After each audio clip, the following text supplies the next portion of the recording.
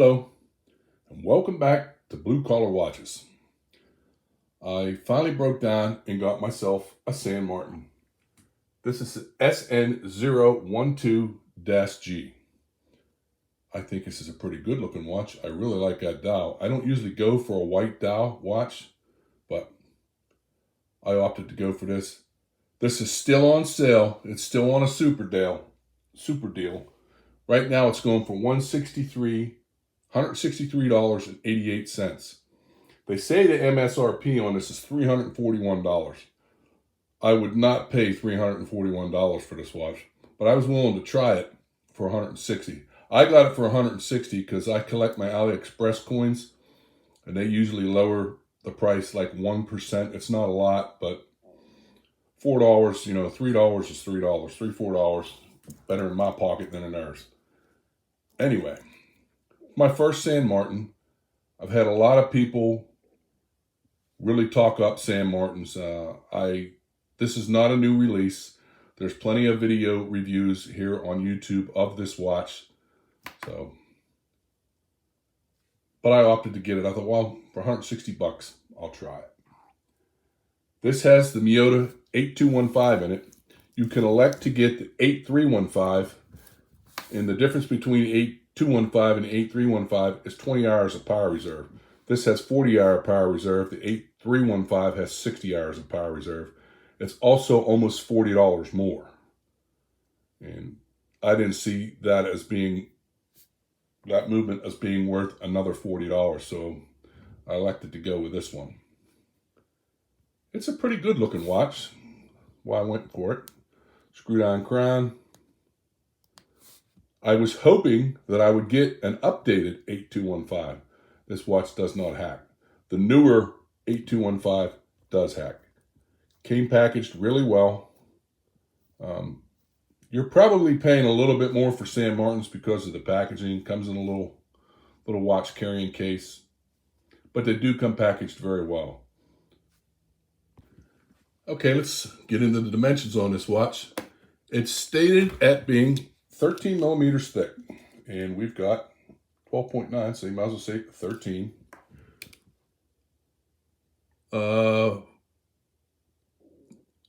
40 millimeters in circumference, 41 with the bezel, because the bezel overlaps ever so slightly.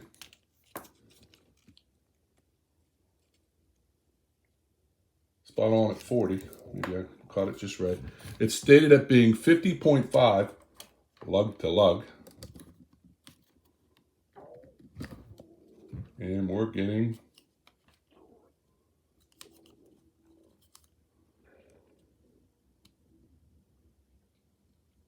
just over 50, so that's about right. It does have BGW9. The dial and the bezel are illuminated. The whole watch is brushed. There's no polishing to this. Feels pretty good, but maybe this is going to aggravate people that love this brand. If you're going to tell me this is a $340 watch, I would expect some polishing. There is no identifying marks whatsoever on this watch. The band is pretty good. Has screwed links. The only thing I would complain about on this band, I would like to see a fold-over safety clasp. I like that on all my watches. But the band is pretty good, but it doesn't have a fold-over safety clasp. I still got to get that little blue bit off of there. Continuing on with this, get my fingerprints off of there. The bezel feels okay. It's not as crisp as I generally like them, but it's okay. The one thing, I think that bezel is ever so slightly misaligned to the right. We'll go one more click and try and get it perfectly centered. One more click. Now it's slightly to the left. Not horrible. I mean, you have to look pretty hard to notice. I mean, first glance, you're not going to notice it. And if I hold it just right, it'll look like it's aligned. But when you look straight down it, It is definitely slightly misaligned. Not a major defect, but not 100% aligned. I do really like the dial on this watch, though. Like I said, I don't usually go for the white dial watches, but I really like this one. I'm going to go ahead and throw in a Lume shot. The Lume shot on this is really good. The Lume is really good on this watch. And it was actually rather dark this morning when I did the Lume video. It's not being picked up on the camera as good as it really is. The Lume on this is way better than it is represented. But let me throw a Lume shot in. So here we go with the Lume shot on this San Martin. And I gotta tell you right now, I'm pretty impressed with the Lume on this watch. It's a Lume monster. Look at that. Lumed bezel, lumed face. Indices aren't lumed, but it's very distinguishable, easy to see. I like it. I think I'll do a quick time lapse.